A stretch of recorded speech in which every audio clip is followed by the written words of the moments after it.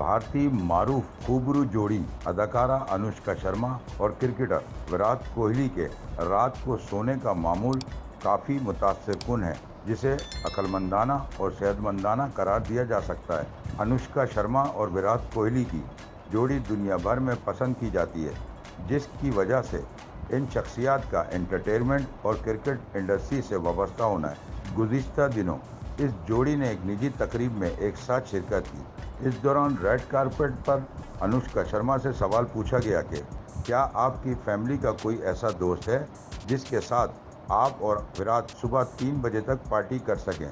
इस सवाल के जवाब में अनुष्का शर्मा ने कहा कि अगर हम में से कोई भी सुबह 3 बजे जागता तो हम ज़रूर किसी दोस्त को कॉल कर लेते, मगर सुबह 3 बजे तक जागना नहीं चाहते। इन्होंने इंकशाफ किया कि हमें सुबह 3 बजे जागने में कोई दिलचस्पी नहीं है, हम रात को जल्दी सो जाते हैं। मजीद वीडियोस देखने के लिए हमारी वीडियो को लाइक करें, सब्सक्राइब करें और बेल आइकन को जरूर क्लिक करें ताकि आने वाली वीडियो आप तक बआसानी पहुंच सके।